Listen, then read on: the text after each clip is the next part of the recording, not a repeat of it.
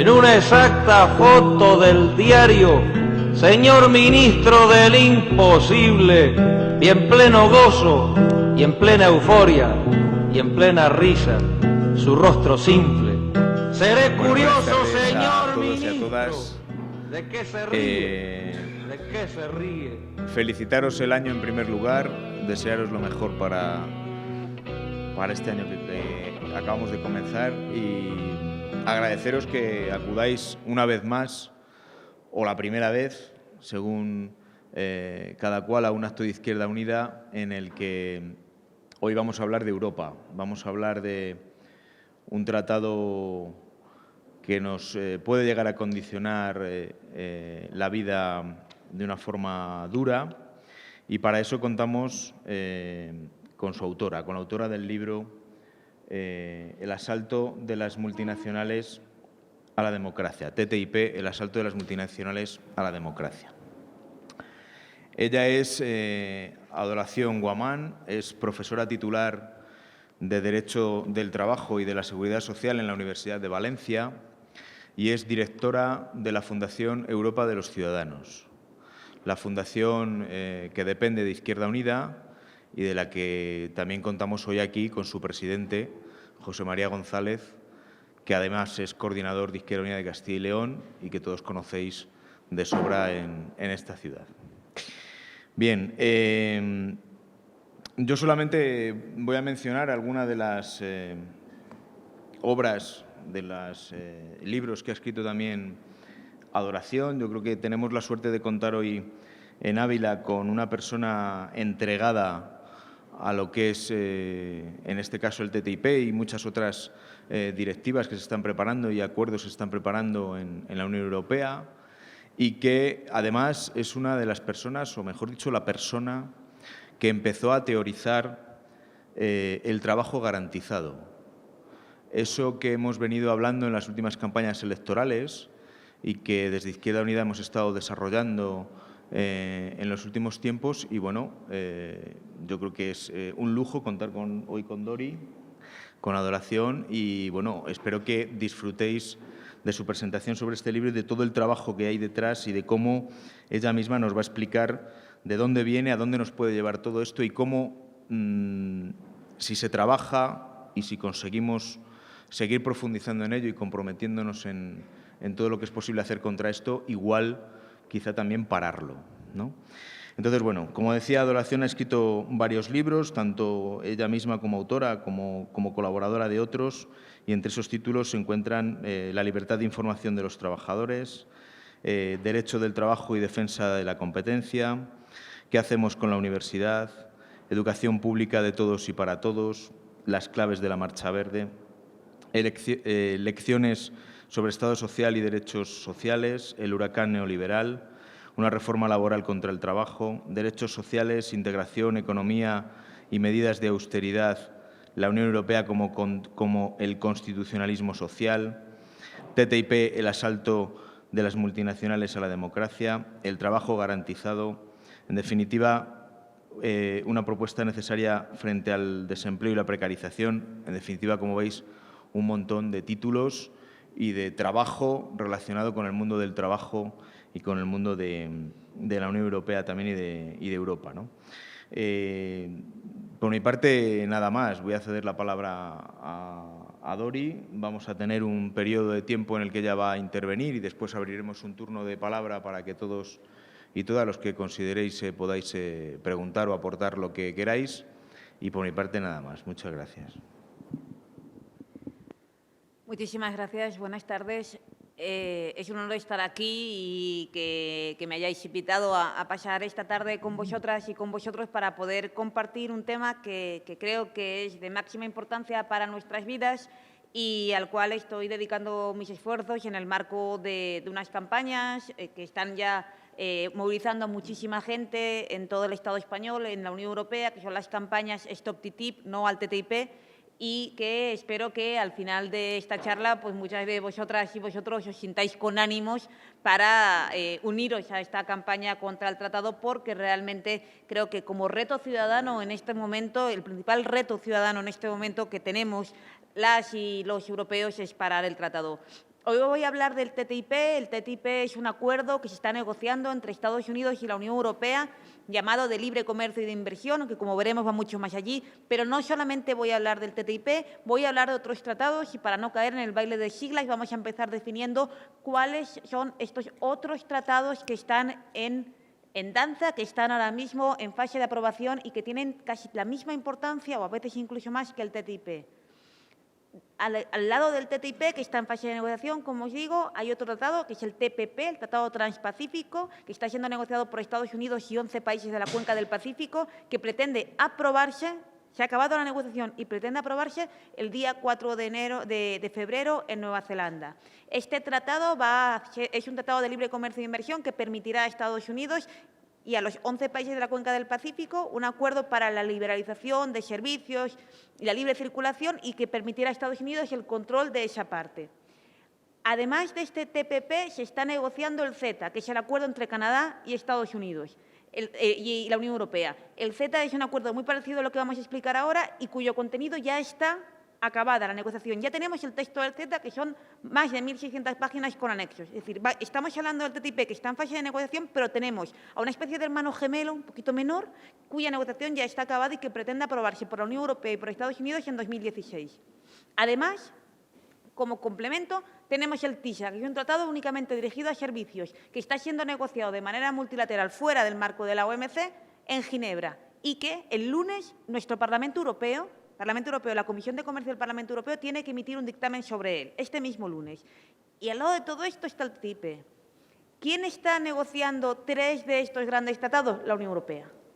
En nuestro nombre. ¿Alguna de vosotras o vosotros ha sido preguntado o cuestionado acerca del contenido de estos tratados? ¿Sabéis qué contienen estos tratados que se está negociando con Canadá, con 27 estados más de los 28 de la Unión Europea en el caso del TISA o con Estados Unidos con el marco del TTIP?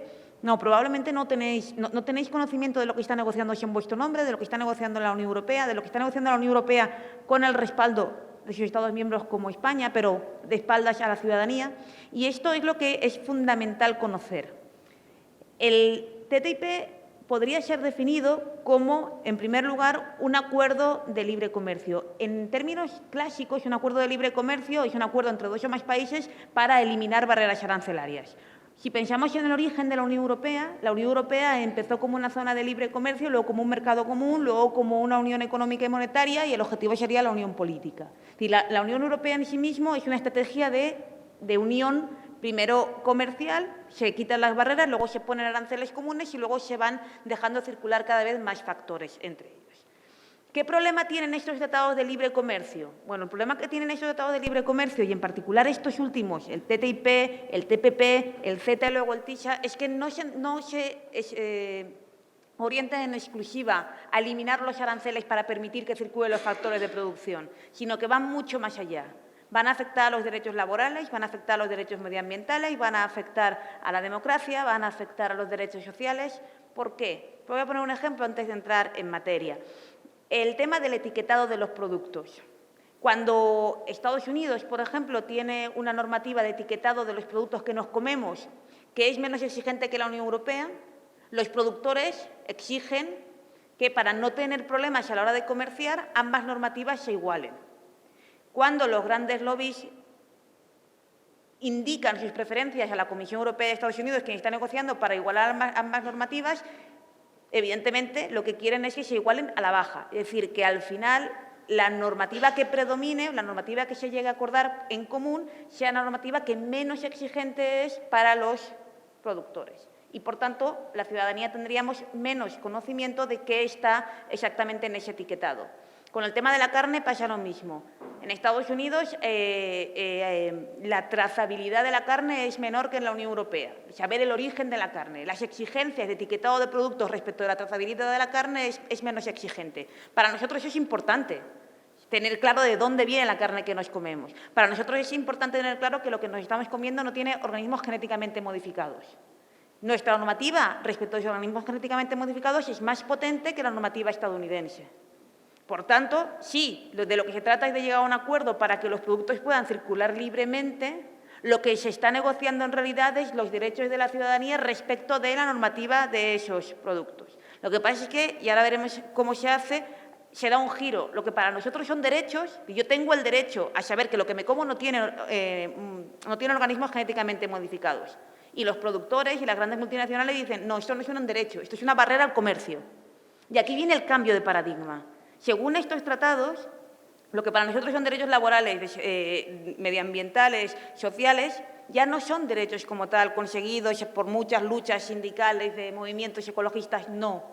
Son barreras al comercio, barreras al derecho de los inversores y, por tanto, tienen que ser reducidas a la baja. Y de esto se trata el contenido, a esto se dirigen estos acuerdos, a eliminar, a conceptuar como barreras al comercio, barreras a la inversión, los derechos que hemos conseguido la ciudadanía de la Unión Europea y de Estados Unidos y permitir a un nivel supranacional algo que los Estados no se atreven a hacer porque tiene un coste político.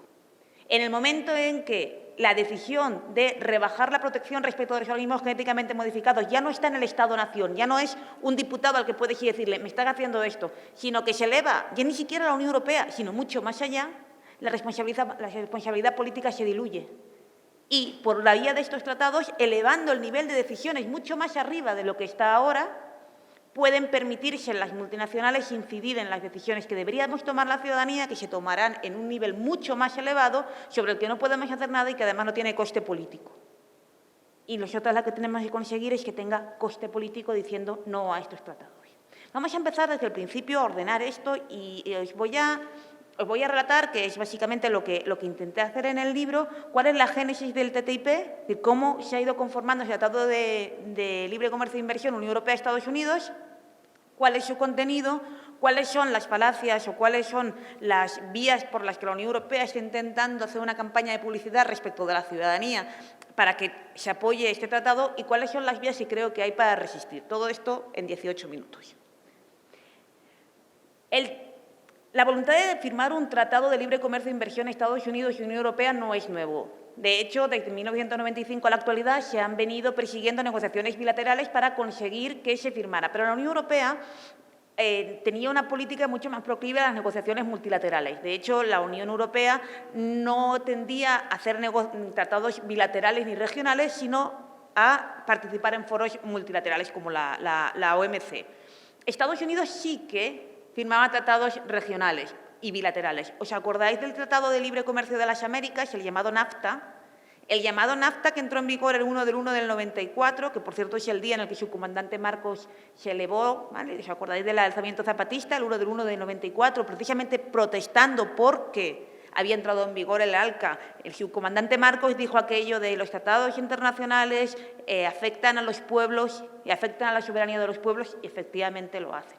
Pero la Unión Europea no hacía ese tipo de tratados, sino que se orientaba a las negociaciones multilaterales hasta que, a partir de 2006, decide reorientar sus negociaciones y empezar las negociaciones con Estados Unidos, con Canadá y con otros países. Además, hay un cambio fundamental en el hacer de la Unión Europea respecto de Estados Unidos en los últimos años. Recordar que hace 10 años, antes de la crisis, situémonos en un momento de antes de la crisis, en un momento en el que España parecía que decían que iba bien, en plena burbuja, y acordaos de los discursos de la Unión Europea con respecto de Estados Unidos, o de los que nosotras manteníamos con respecto de Estados Unidos. La Unión Europea siempre ha mantenido el yo, Unión Europea, la Europa social, la Europa de los derechos, frente a Estados Unidos, con un marcado carácter neoliberal, que no tiene servicios públicos. Siempre había una diferencia, al menos cuando yo estudiaba la Unión Europea, teníamos clara esa diferencia.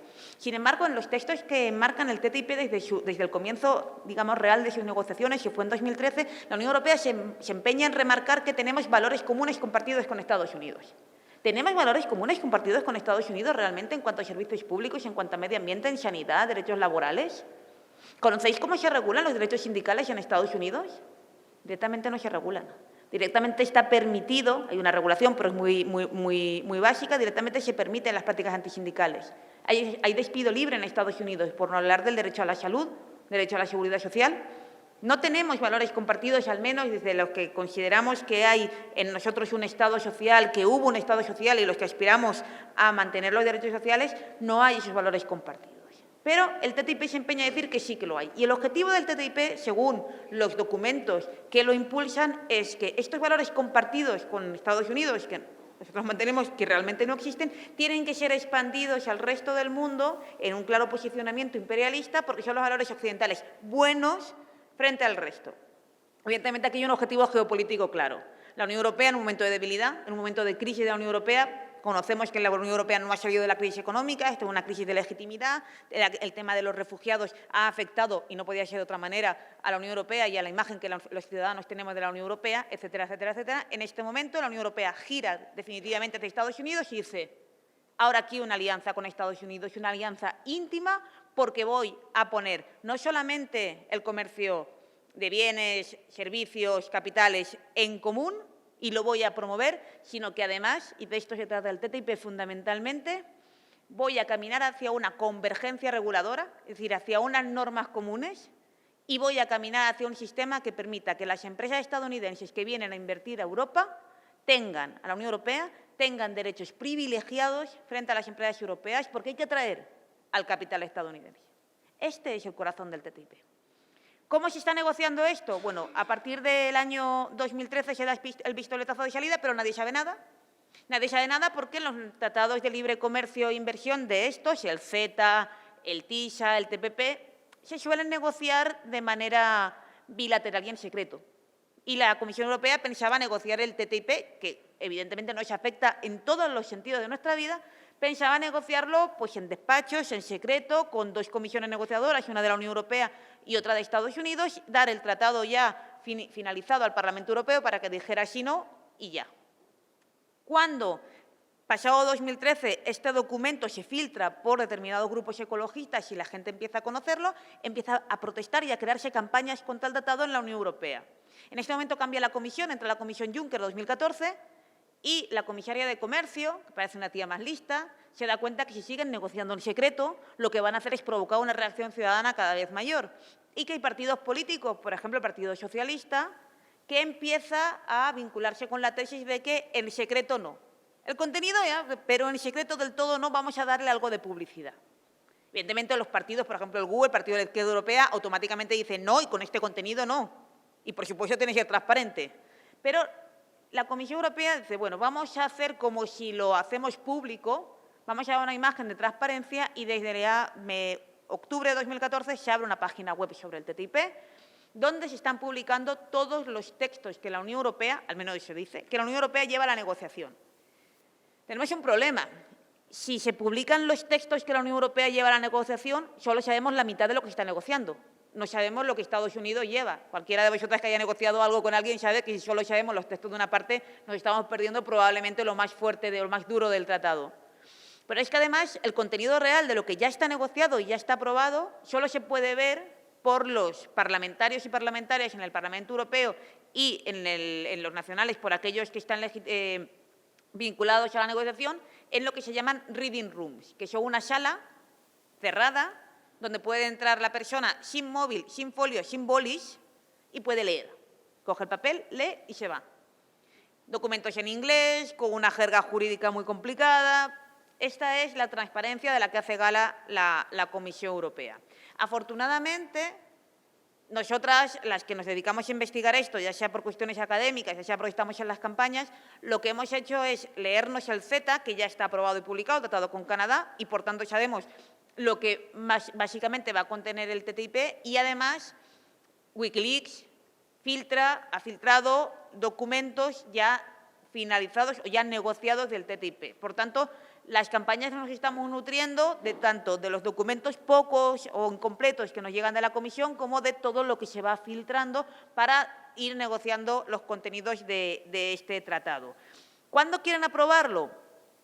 Era muy importante para Obama que se aprobara en el 2017, antes de finalizar su mandato, porque Obama se presenta con un mandato en el cual el comercio internacional era fundamental y él tenía que irse con el rédito político de haber conseguido finalizar el TPP y el TTIP como dos tratados fundamentales. El TPP, el Tratado Transpacífico, lo van a conseguir finalizar porque se firma en principio, si no hay impedimento, el día 4 de febrero, pero el TTIP es más complicado. A estas alturas ya nadie cree que se pueda acabar la negociación en 2016 porque ni más ni menos el 7 de octubre del año pasado, presentamos 3.326.000 firmas diciendo no al tratado en Bruselas. El 7 de octubre del año pasado, cuando una gran parte de la ciudadanía europea todavía no sabe lo que es el TTIP, ya hay 3.326.000 personas que han firmado en contra. Con lo cual, parece que la cosa no es tan sencilla. Además, Estados Unidos y la Unión Europea no consiguen ponerse de acuerdo en cosas que para la Unión Europea están siendo cada vez más importantes porque están provocando rechazo entre la ciudadanía. Por ejemplo, las denominaciones de origen. La Unión Europea está exigiendo o está intentando que las denominaciones de origen tengan un reconocimiento. Estados Unidos dice que no. A ver, ¿cómo le explica la Unión Europea a los españoles o a los franceses que determinadas denominaciones de origen no van a ser reconocidas? Francia, que como siempre va por delante, ha establecido una excepción, ya les diré luego dónde, que dice que cuando una empresa norteamericana quiera comprar viñedos, tendrá que someterse a una autorización del gobierno francés, del Estado. ¿Os imagináis cuántas excepciones de este tipo ha puesto España para proteger sus viñedos, sus carnes o algo? Ninguna. Ninguna. El Estado español no está haciendo ningún esfuerzo para proteger a sus agricultores o para proteger a sus ganaderas. Ninguna. Vamos por partes. Entonces, ¿difícil que se apruebe en el 2017 y que, por tanto, se acaben las negociaciones en 2016? Sí, complicado, pero no imposible. Tenemos que estar alerta. Pero, además, el peligro que tenemos es que no se apruebe el TTIP, que se siga diluyendo la negociación hasta el final aprobarlo, pero que sí que se apruebe el CETA, el tratado con Canadá. ¿Por qué? Pues porque las previsiones del CETA son muy parecidas a Canadá y las empresas multinacionales tienen como rasgo exactamente ese, que no necesariamente el capital es de un mismo Estado. Una empresa multinacional puede saltar tranquilamente a Estados Unidos, puede cambiar de lo que le llaman el forum shopping, puede instalarse en otro Estado, Canadá, y de ahí utilizar el CETA para venir a la Unión Europea. Con lo cual, si no se aprueban el CETA, ya tenemos un problema enorme y el objetivo de las campañas ahora es parar el tratado con Canadá, que contiene una serie de problemas que los voy a contar ahora porque son muy similares a los del TTIP, incluso mayores. Es decir, probablemente el 2016 va a ser el año más duro y más fuerte porque es el año donde los tratados bilaterales, los tratados que he comentado, o pretenden ser firmados o quieren ser finalizadas su negociación. Por tanto, la ciudadanía tenemos que estar muy alerta para que este tipo de cosas no pasen, o por lo menos no pasen de espaldas a nosotras. Entonces, vamos a ver el contenido del TTIP de manera muy esquemática y luego cómo pretenden aprobarlo y cómo podemos resistir. El TTIP tiene tres pilares fundamentales. Es un tratado, un acuerdo jurídico, un acuerdo entre dos bloques, la Unión Europea y Estados Unidos, con tres pilares fundamentales. El primer pilar, el primer contenido, se orienta a liberalizar el comercio, es decir, eliminar aranceles. Los aranceles entre la Unión Europea y Estados Unidos, el impuesto a la exportación e importación, son muy bajitos, un 3%. El núcleo del TTIP no se dedica únicamente a rebajar ese 3%, pero ahí hay cosas importantes, sobre todo en agricultura, en textil, etcétera, que están siendo realmente difíciles de eliminar. El problema aquí, en mi opinión, son los servicios. ¿Se va a dar entrada a cualquier prestador de servicios estadounidense a prestar servicios en la Unión Europea? Se pretende que sea así. Y se están negociando, cada Estado está poniendo una excepción, una serie de excepciones.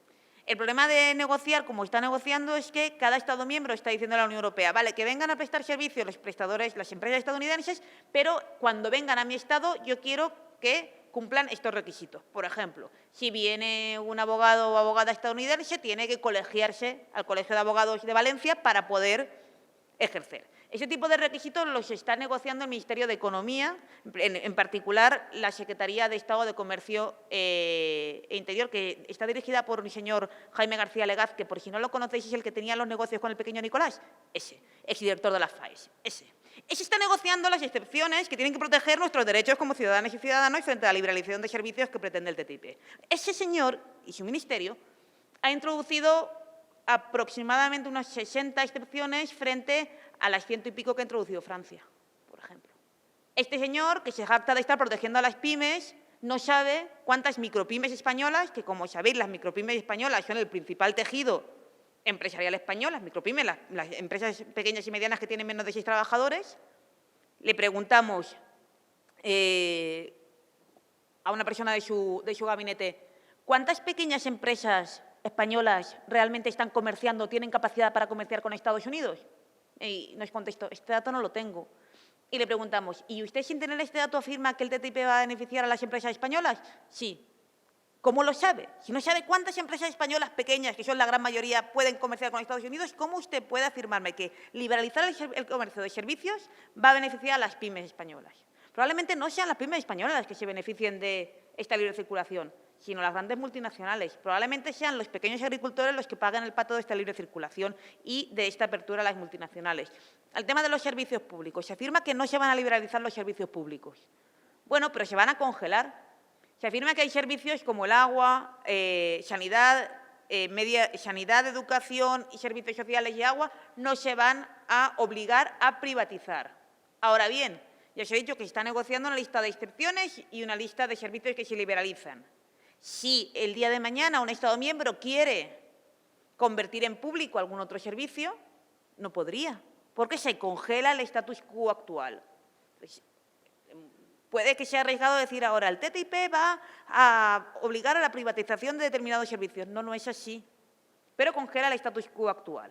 Y además, por ejemplo, España en las negociaciones con respecto a la educación privada no ha puesto ninguna excepción. Es decir, las empresas extranjeras que quieran venir aquí e introducirse en el mercado de educación privada a cualquier nivel no tienen ningún tipo de excepción específica en España, no tienen ningún tipo de requisito específico en España más allá de la autorización, cuando todos los Estados europeos, o casi todos, han puesto algún requisito de nacionalidad, algún requisito, lo que sea. España no. Entonces, aquí tenemos un problema con el tema de los servicios, por no hablar de la apertura de la contratación pública. ¿Nos da lo mismo que la gestión de los hospitales privados, o sea, públicos, la gestión privada de los hospitales públicos la hagan empresas estadounidenses? Pues, hombre, yo creo que sí. A mí sí que me importa. A mí sí que me importa. ¿Nos da lo mismo que un ayuntamiento no pueda poner la cláusula de protección de pequeñas empresas en ningún caso para proteger a las empresas locales? Pues a mí sí que me importa, porque ese tipo de cláusulas de protección del pequeño comercio y del comercio local son importantes para nosotras. ¿Quién está negociando esto? Unión Europea, Estados Unidos y los lobbies. Los lobbies, esta representación de las empresas, tienen una especial incidencia, 5.000 reuniones documentadas con la Comisión Europea. El segundo pilar del TTIP, que todo el mundo dice que es el más importante, es el pilar de la cooperación reguladora. En el pilar de la cooperación reguladora de lo que se trata es de decir, bueno, hemos intentado con el primer pilar eliminar todas las barreras al comercio. Todo lo que actúa como barrera al comercio se elimina, pero hay cosas que no podemos eliminar porque son normas que regulan cosas que tienen que ser reguladas. Por ejemplo, todo el mundo está de acuerdo en que los coches tienen que tener regulado la luz de freno. La luz de freno de los coches tiene que tener una regulación. Ahora, la luz de frenado de los coches en Estados Unidos es blanca y aquí roja. ¿Esto entorpece el comercio de coches? Pues, hombre, sí. Es verdad. Hay una disparidad. ¿Sería beneficioso que todo el mundo tuviera la luz del mismo color? Sí. Y si hablamos de organismos genéticamente modificados, vuelvo al tema, y si hablamos de etiquetado, y si hablamos de requisitos para la comercialización de determinados servicios que afectan a la salud, este tipo de reglas, que hemos dicho antes, que para ellos son obstáculos, para nosotros son derechos. Si se homologaran al alza, sería fantástico. El tema del despido. ¿Hay posibilidad de equiparar las normas de despido de Estados Unidos con la de España? Ahora mismo no, son completamente disímiles, aunque España vamos caminando para allá, ¿cierto? ¿Podrían homologarse? Sí, si equiparamos al alza, y de hecho el TTIP lo dice. No, medidas laborales, vamos a intentar que todos los Estados miembros del TTIP cumplan las medidas de la Organización Internacional del Trabajo, los convenios de la OIT. Con los convenios de la OIT tenemos un problema. ¿Sabéis cuántos convenios de la OIT ha firmado España? Aproximadamente, si no me falla la memoria, 140 y pico. Estados Unidos, 13, de los cuales ninguno protege la libertad sindical. Claro, cuando estamos intentando integrar económicamente dos bloques tan distintos como la Unión Europea y Estados Unidos y permitimos que los estándares sociales se mantengan cada uno en un nivel, lo que va a pasar es este dumping social. Es decir, las empresas van a ir buscando el sitio donde instalarse, donde menos derechos tengan que cumplir.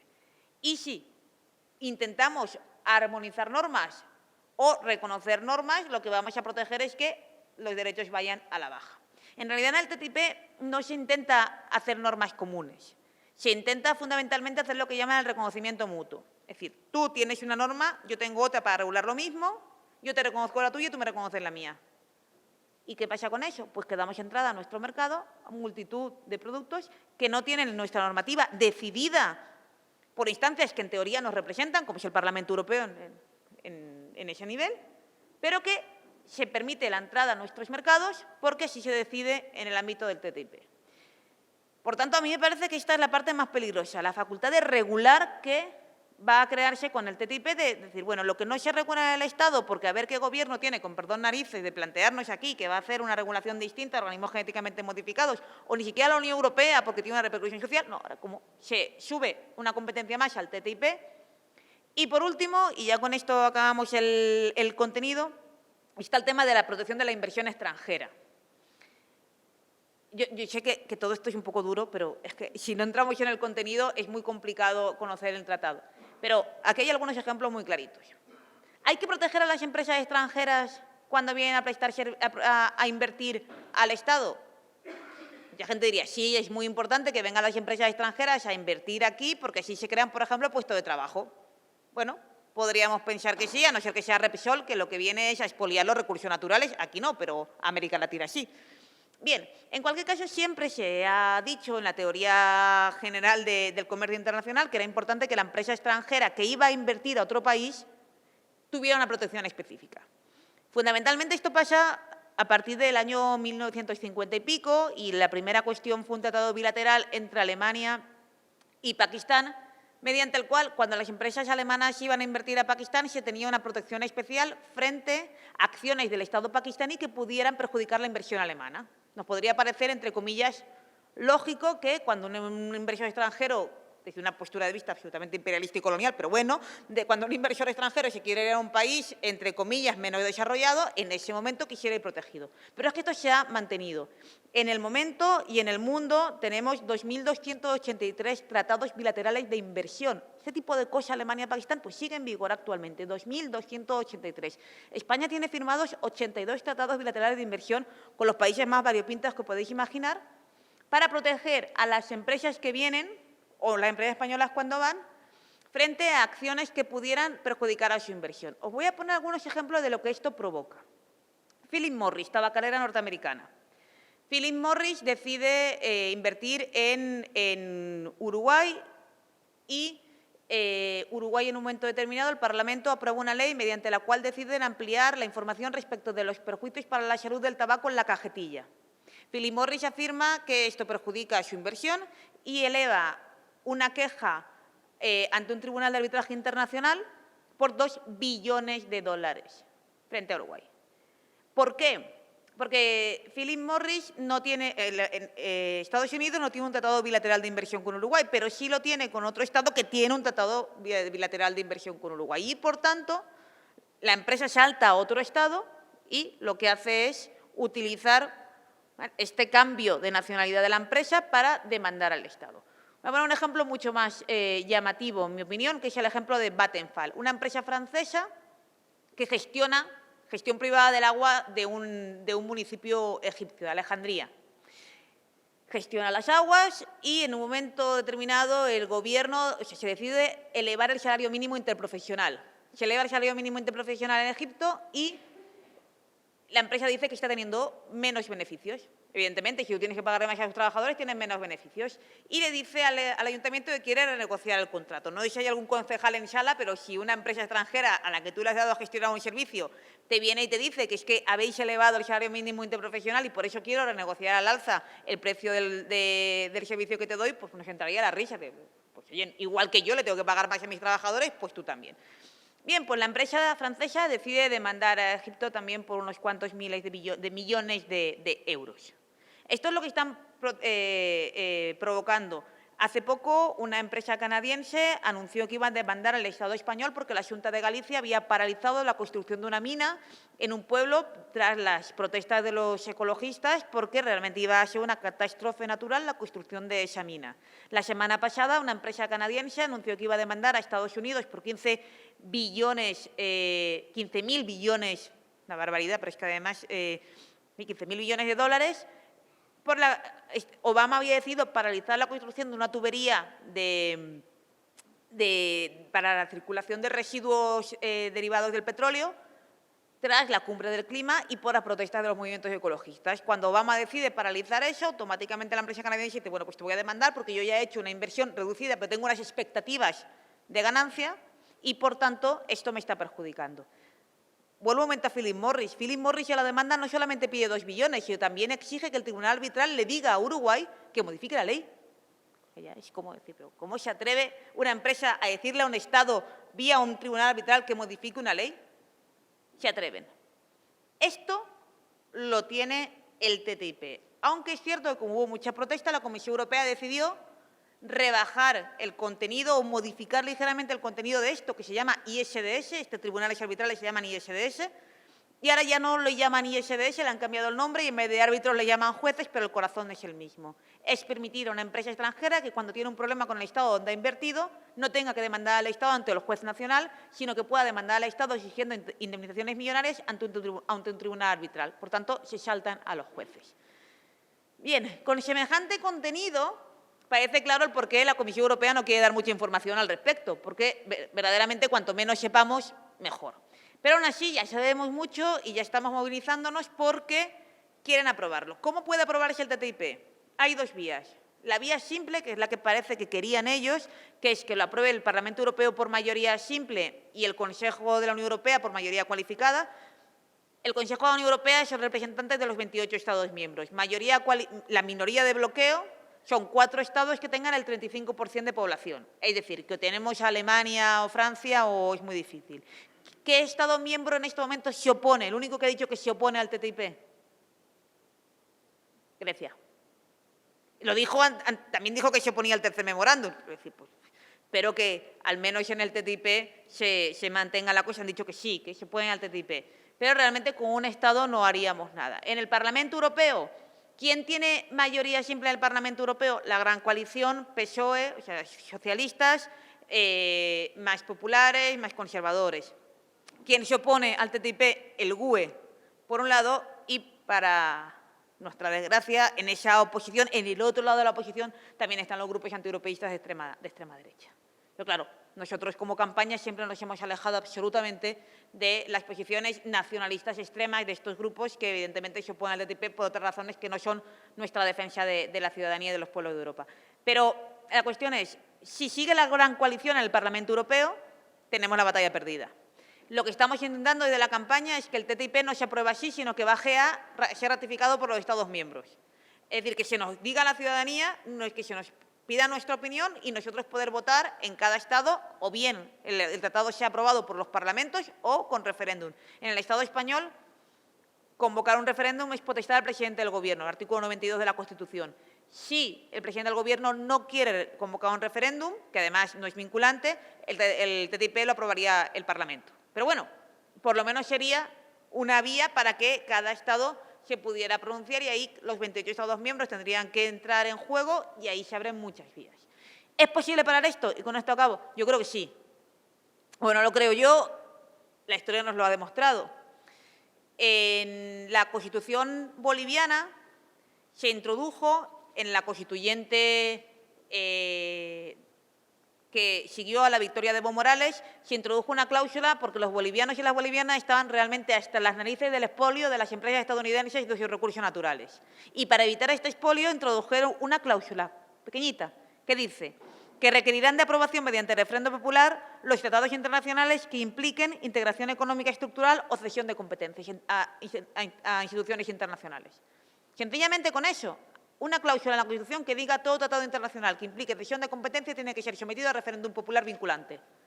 En la Constitución ecuatoriana, que siguió a la victoria de Correa, además de esto, no se puede celebrar tratados en los que el Estado ceda jurisdicción soberana a instancias de arbitraje internacional.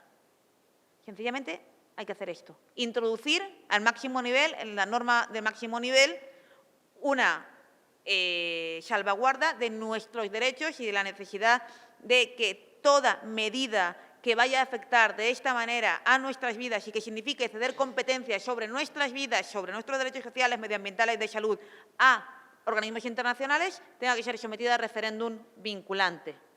Hay alternativas, hay un tratado de los pueblos frente a las multinacionales que está circulando, hay maneras de hacerlo, está esta, solamente hay que ganar unas elecciones, convocar una constituyente, conseguir una constitución respetuosa con los derechos sociales, con los derechos laborales, con los derechos de las mujeres, con los derechos de los pueblos y entonces, bueno, pues parece que la vía es fácil, no, en serio. La vía, desde luego, No parece fácil, pero sí que creo que es posible parar el TTIP porque cada vez los gobiernos están más sensibles al rechazo ciudadano. Creo que el TTIP se va a parar porque las campañas van cogiendo aire. Cuanto más gente sepa el contenido del tratado, yo creo que más gente va a darse cuenta que esto no pueden aprobárnoslo porque va a significar un cambio fundamental en nuestras vidas. Por lo tanto, a mí lo que me gustaría es que de esta charla y con el debate que vamos a tener ahora, por lo menos saliéramos de aquí sabiendo un poquito más del tratado y pudiendo hacer de correa de transmisión a nuestras vecinas y vecinos para que esto empiece a ser algo conocido por todas y no un misterio que nos pueden aprobar dejándonos a ciegas a nosotras. Muchas gracias.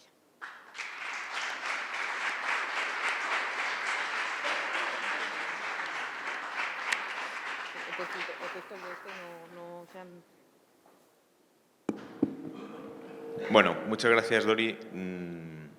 Yo imagino que se abrirán muchas preguntas o muchas dudas después de la exposición de Adoración.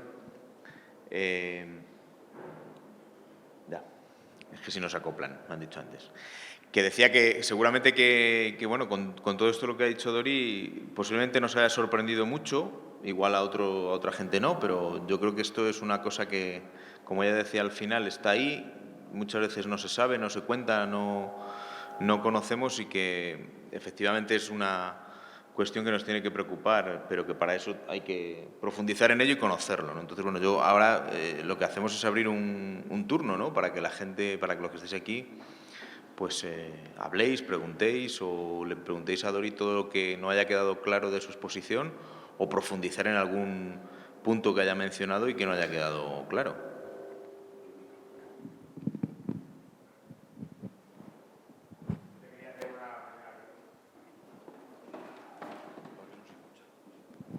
Bueno, darte las gracias, lo primero.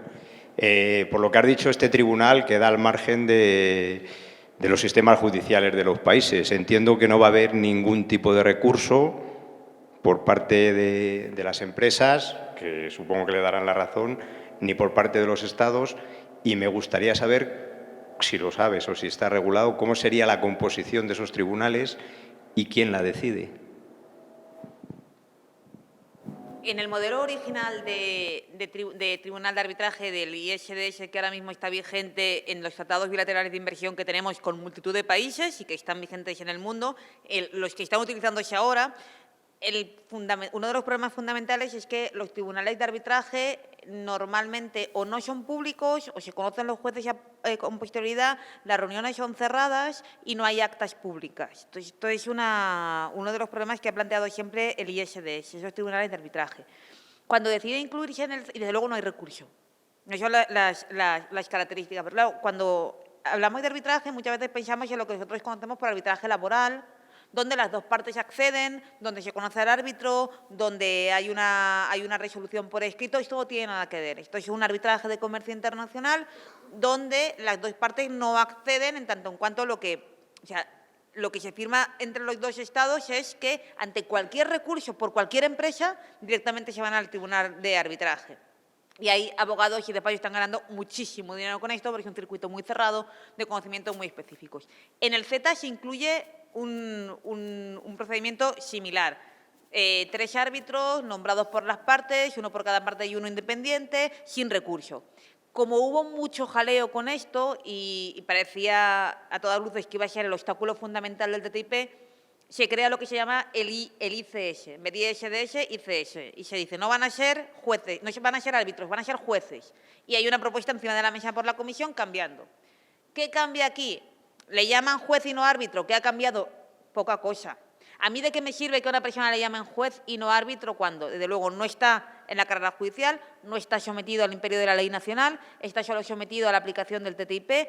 Hay un recurso ante otra comisión también nombrada de la misma manera y, desde luego, la principal cuestión que a mí me preocupa es que solamente aplica el TTIP y solamente tienen acceso a estos nuevos tribunales, llamados tribunales, pero son árbitros, las empresas extranjeras. El principal problema es que le llames como le llames, le estás dando el derecho a una empresa extranjera que no tiene una empresa nacional para demandar a un Estado y el Estado no puede defenderse con sus propias normas, sino que tiene que aplicar norma extranjera.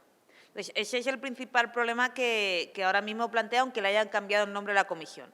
Además, Estados Unidos todavía no ha aceptado esta propuesta modulada de ISDS, con lo cual igual tenemos que volver a una versión anterior de los tribunales de arbitraje. Vamos, en los tribunales tradicionales, los que he comentado de Philip Morris y todo, hay diversos foros, de la UNCITRAL hay diversas normativas, pero son tribunales privados cuyos miembros a veces se conocen, a veces no, y cuyas son a puerta cerrada, etcétera.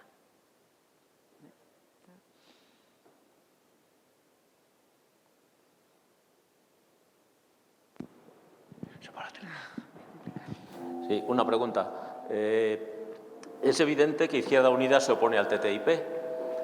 ¿Hay alguna medida prevista por parte de Izquierda Unida de cara a la acción ciudadana, que aparentemente parece la solución más inmediata que hay en estos momentos? Yo me he pasado por Francia y por Alemania en el 2014 y me han asaltado algún partido verde, que no recuerdo cuál era, para firmar contra el TTIP. Hace ya 1 año y pico de esto. Aquí todavía yo no he visto nada. Desde luego en Ávila no he visto nada. ¿Izquierda Unida tiene previsto algún movimiento, alguna mentalización, aparte del boca a oreja?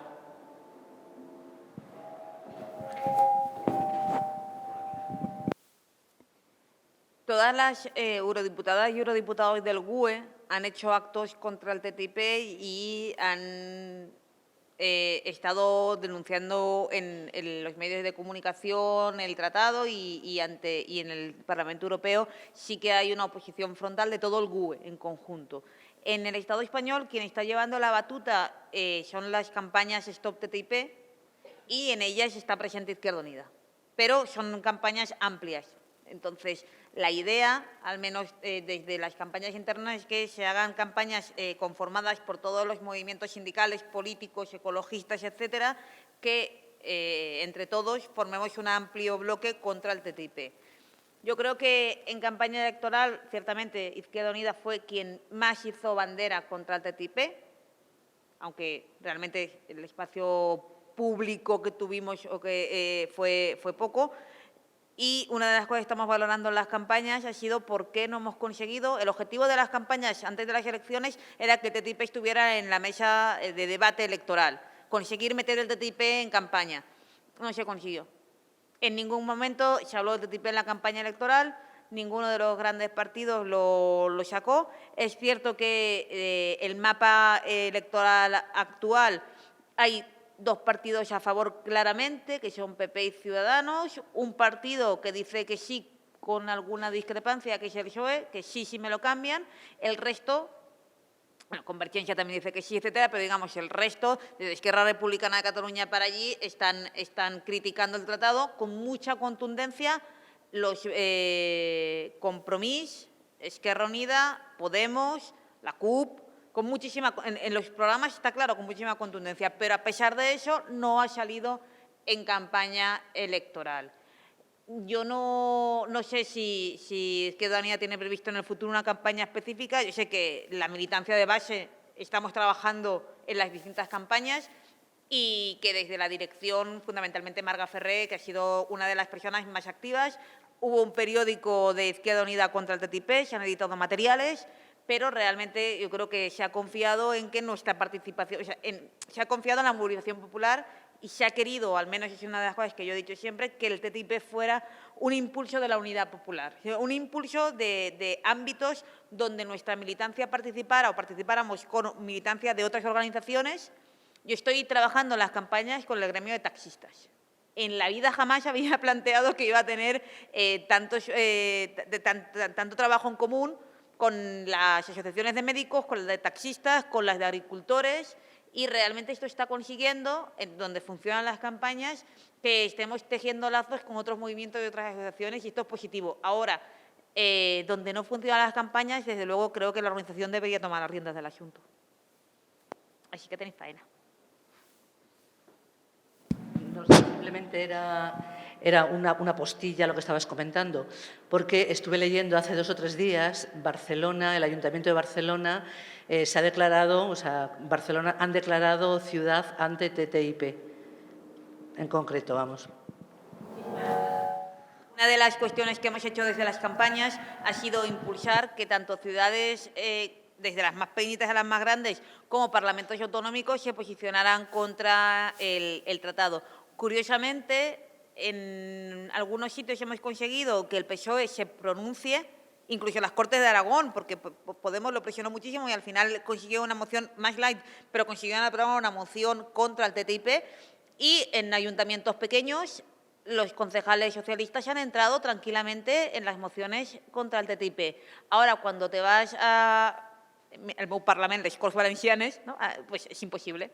Es imposible conseguir que los diputados socialistas voten con los diputados, en este caso Compromís Podemos, que eran los que presentaban la moción contra el TTIP, porque Izquierda Unida no está en el Parlamento ya, y no fue posible el acuerdo. Y, sin embargo, en el Ayuntamiento de Valencia, que gobierna Compromís, sí que se consiguió forzar una moción menos dura y el acuerdo. Pero tenemos un listado, yo creo que ya está actualizado en la web de la campaña, un listado de todos los pueblecitos y grandes ciudades que están declarándose municipio libre del TTIP, que no es nada más que una declaración, un posicionamiento, pero que es importante porque a las vecinas y vecinos pues ya les da una idea, y esperamos que si en algún momento se lleva esto a un referéndum, pues podamos conseguir que los ayuntamientos que han dicho no al TTIP pues se vinculen a estas campañas. Y, por supuesto, Barcelona fue uno de los triunfos.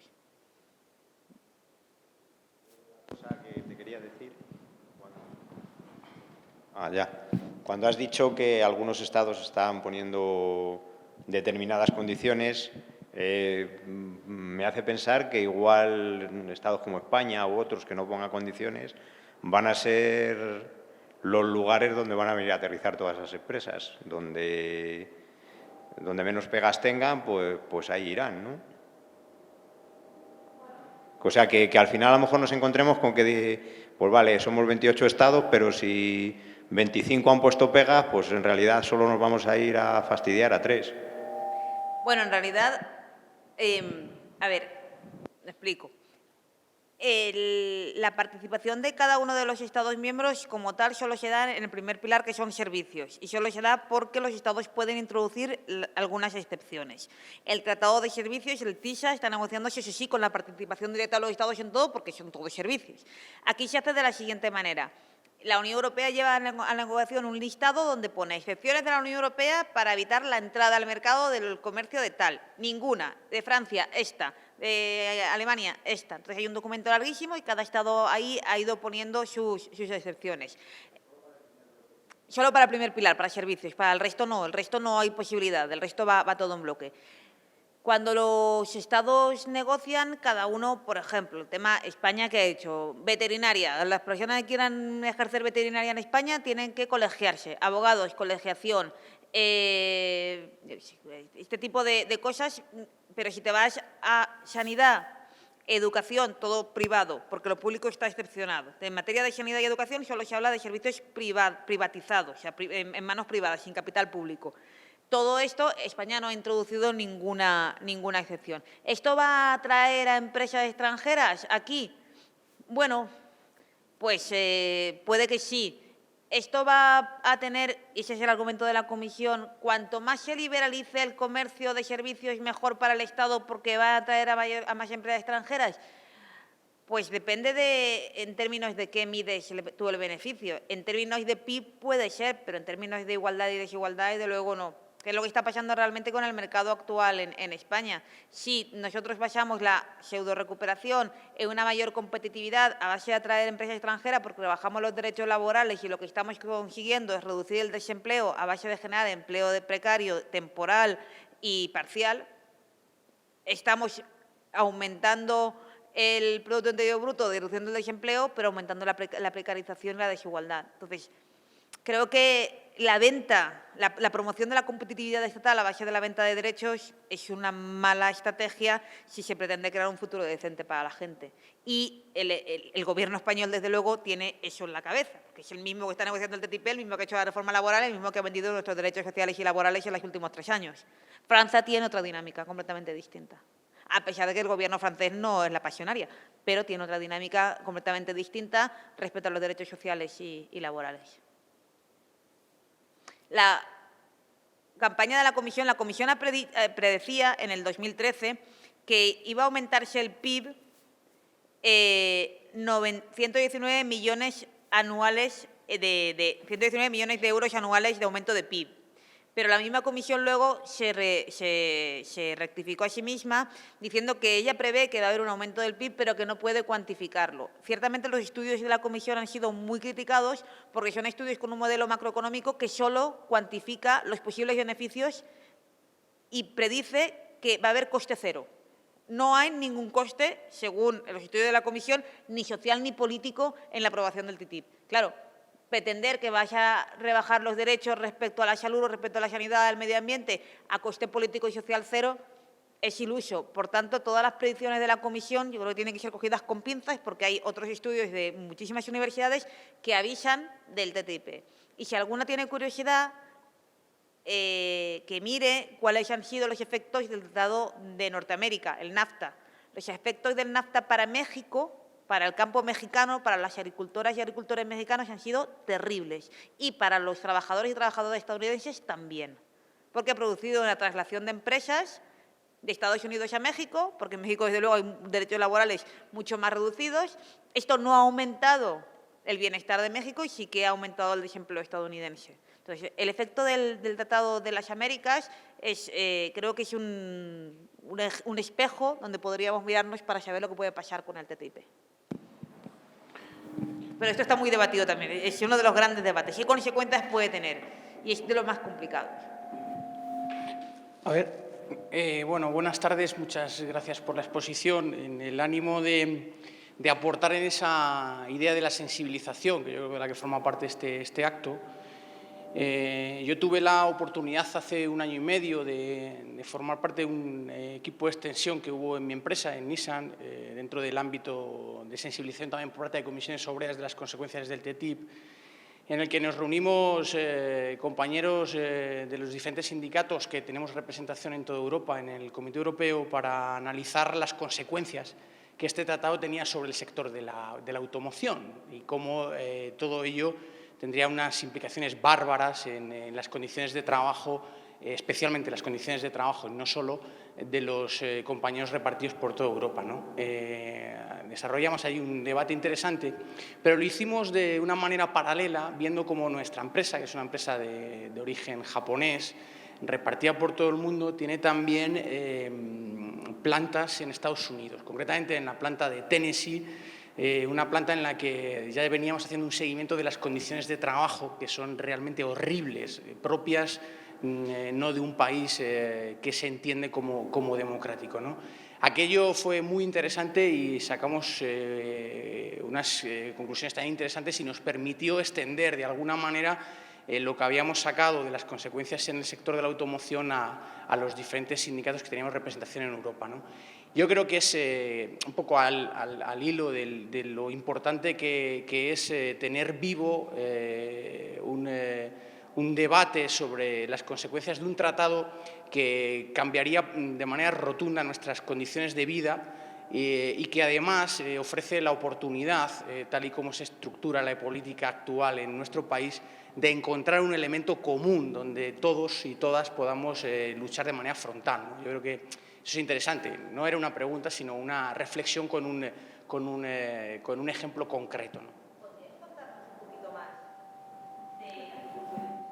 de las conclusiones que obteníamos de lo que todo ello iba a implicar? Bueno, yo decía que había dos partes, por diferenciarlo, dos partes. Una que hacía referencia al desarrollo productivo y en sí del sector de la automoción y otro a las condiciones de trabajo, ¿no? Obviamente establecíamos líneas paralelas de cómo se estaba trabajando y cuáles eran las condiciones sindicales en estas plantas de Estados Unidos y aquellas que teníamos, las condiciones de trabajo que teníamos en Europa. Obviamente diferían mucho, ¿no?, de cuáles eran la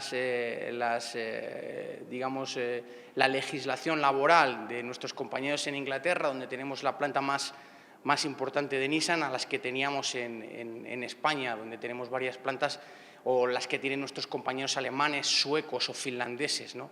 Pero obviamente estaban en las antípodas de las consecuencias que podría provocar si la referencia de las condiciones de trabajo para Nissan en Europa fuesen las que tienen los trabajadores en Norteamérica, ¿no?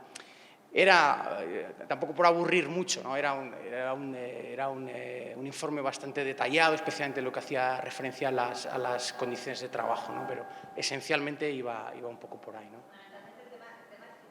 Porque una de las cuestiones que es evidente es que las condiciones de trabajo, como no tiene la Unión Europea competencia directa, aunque indirectamente estamos intervenidos en materia laboral, porque nuestras normas laborales ya no las plantea el Gobierno, realmente sí las plantea el Gobierno en las reformas laborales a decretazo, pero vienen determinadas por la Unión Europea. Entonces, si nosotros estamos haciendo un mapa, en la Fundación Transform, un mapa de la precariedad en Europa, un conjunto de profes, y nos estamos dando cuenta que lo que nosotros consideramos en las antípodas, que es el Reino Unido, en realidad hay contratos, el contrato 0 horas, el contrato stakeholder, son como el referente hacia donde caminamos y que tenemos unas líneas paralelas de modificaciones laborales entre Francia, Alemania, Italia, Grecia, Portugal, que vamos caminando casi todos en el mismo sentido.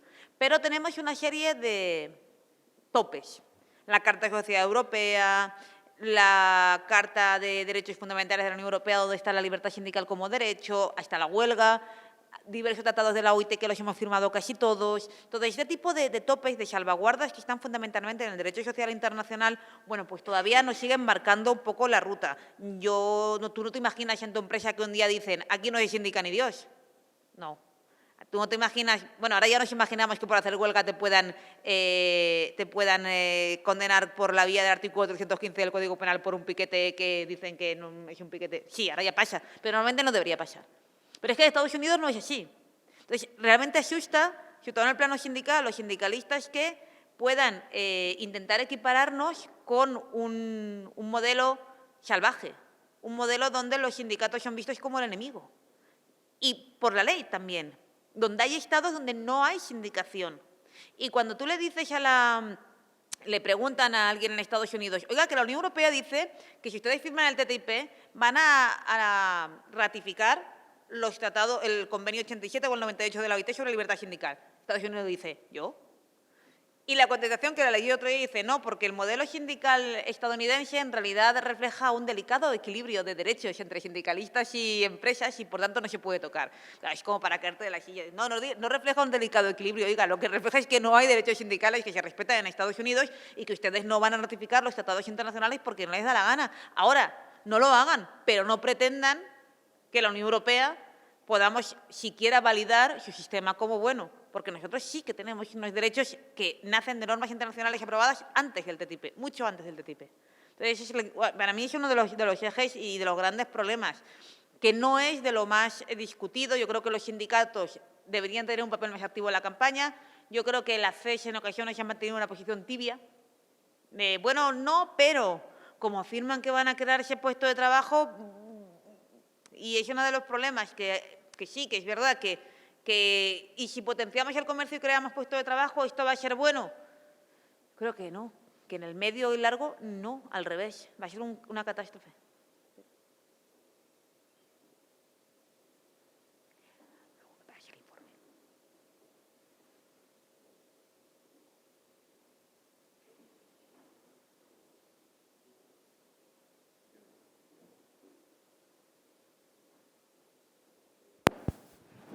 Gracias. Es que me surgen un par de dudas que me gustaría saber tu opinión, si es que, por lo menos sobre una de ellas, tienes la opinión, que no lo sé. Vamos a ver. Todo este tratado y los otros que nos has comentado, parece claro que provienen de unos intereses no del pueblo exactamente de los Estados Unidos, sino de las grandes multinacionales con origen o con sede en los Estados Unidos, que intentan hacer una especie de tabla rasa o colonización o manga ancha en tratados con diversos países, entre ellos con la Unión Europea. Bien, en el caso de la Unión Europea estaríamos hablando del Parlamento Europeo, de la Comisión Europea. Y ahí, aparentemente, por lo que cuentas tú y nos han contado más gente, hay una especie de bloque que uno puede entender que es lógico, un bloque neoliberal que forman los partidos más neoliberales duros y puros al estilo del PP español, partidos también neoliberales con un poquito de maquillaje de rostro humano, socialdemócratas al estilo del PSOE español. Entonces, uno puede entender que efectivamente haya un bloque. Pero llegados a un punto como este del TTIP, que yo con todas las personas que he escuchado, he hablado, lo poco que he leído, parece claro, objetivamente indiscutible, que los beneficios para Europa y para España en particular, por ejemplo, son más que dudosos, que además se trata de forma secreta, casi vergonzante, casi vergonzosa. Uno necesariamente se tiene que preguntar, vamos a ver, los diputados europeos del PP y del PSOE y sus homólogos europeos serán de derechas o serán lo que quieran, pero lo que nadie piensa es que son imbéciles. Entonces, ¿cuál es la razón, si es que la hay y la tiene que haber, de que estén tan encoñados, perdóneseme la expresión, en que esto salga para adelante sabiendo el rechazo brutal que puede haber en la ciudadanía? Quiero decir, ¿son imbéciles? ¿Son recalcitrantes? ¿Están absolutamente comprados o vendidos? ¿Cuál es la razón? Y otra segunda pregunta que me ofrece dudas, cuando nos has dicho que una posible solución sería introducir en las constituciones de cada Estado, de cada país, determinados artículos, determinadas cláusulas, mi duda es la siguiente. Dado que en la Unión Europea las directrices europeas y los acuerdos europeos estamos viendo que se ponen por encima de las constituciones nacionales, ¿de verdad eso sería una salvaguarda para un país europeo?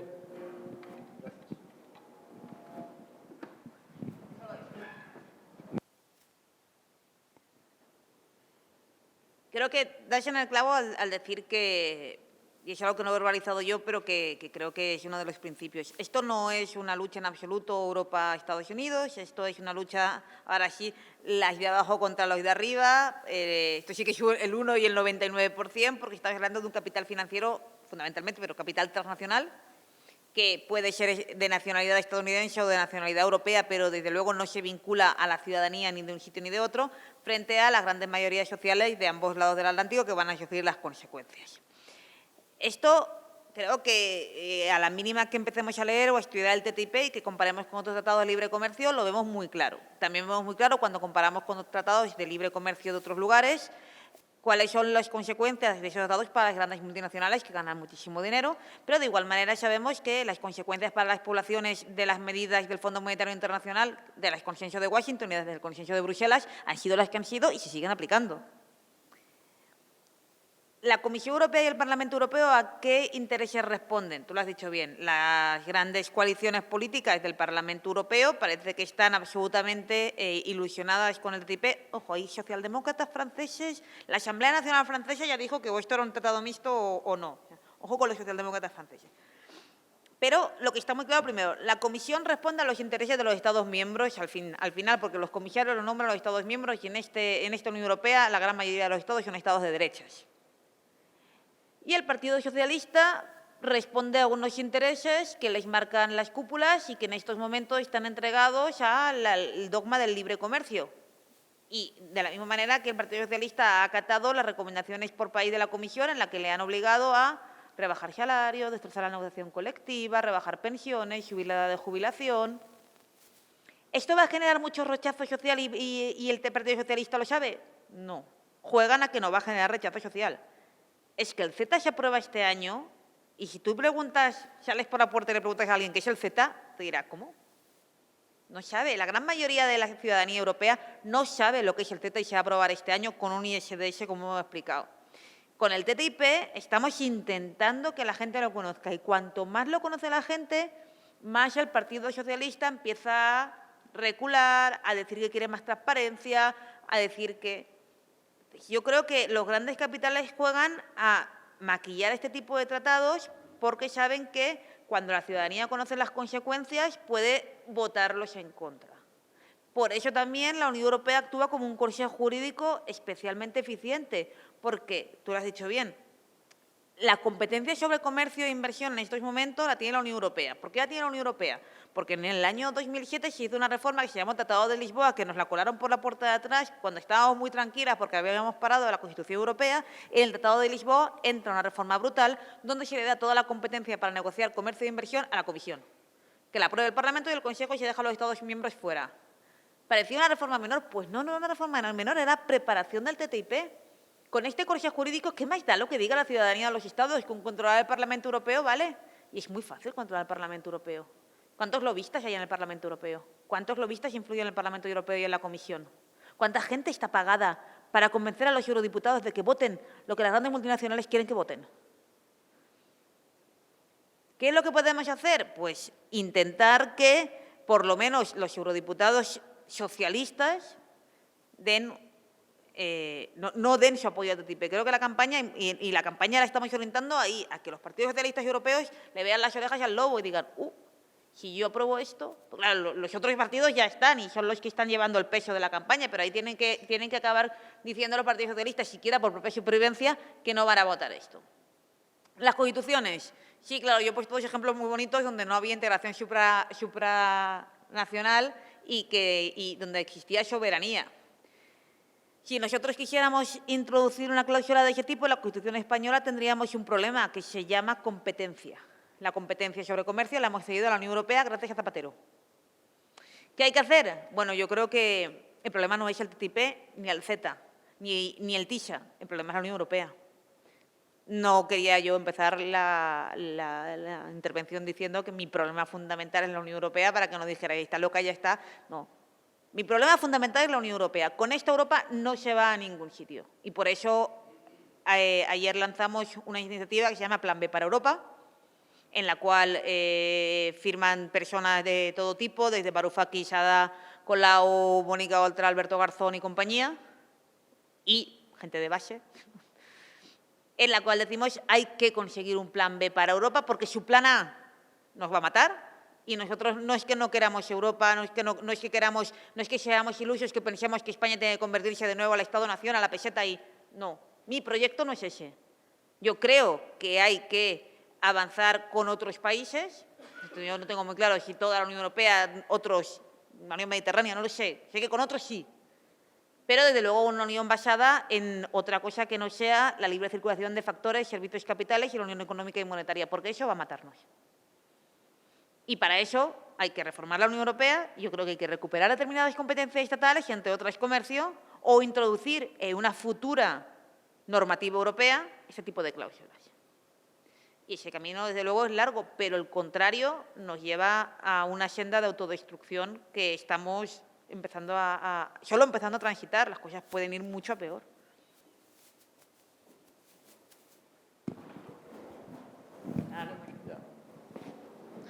Bueno, yo creo que hemos conseguido...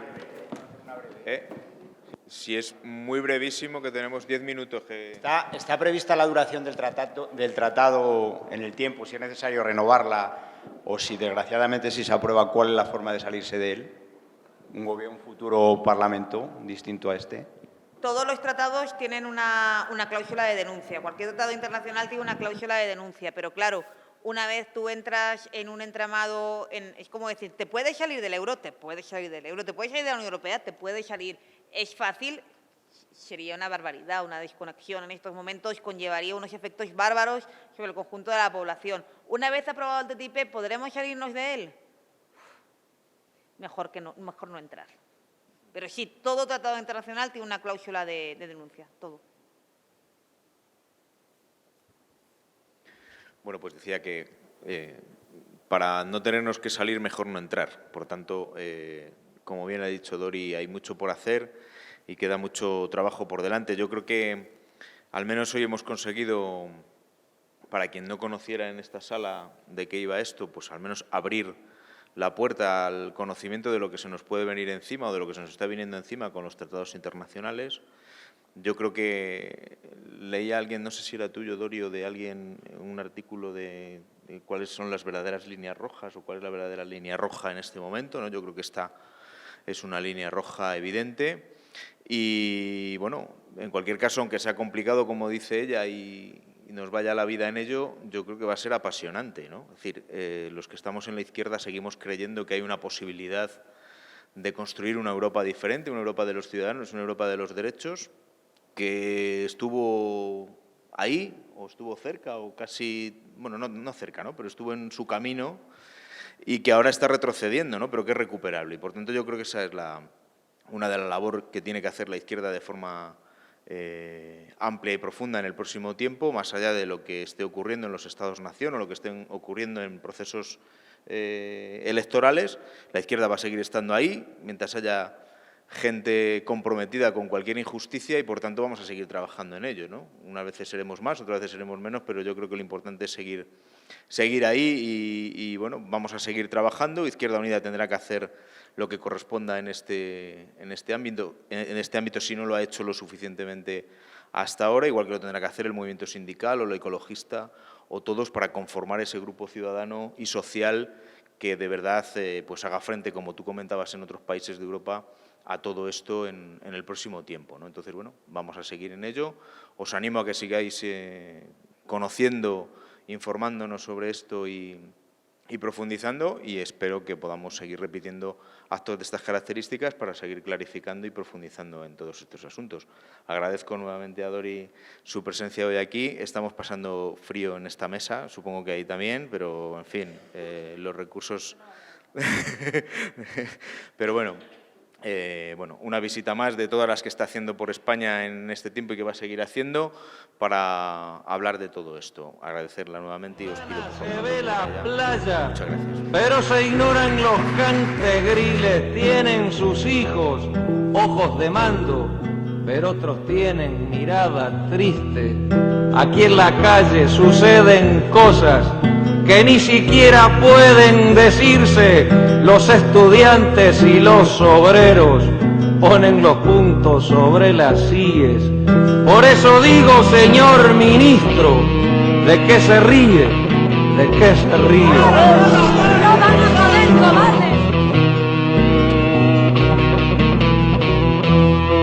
Usted conoce mejor que nadie la ley amarga de estos países.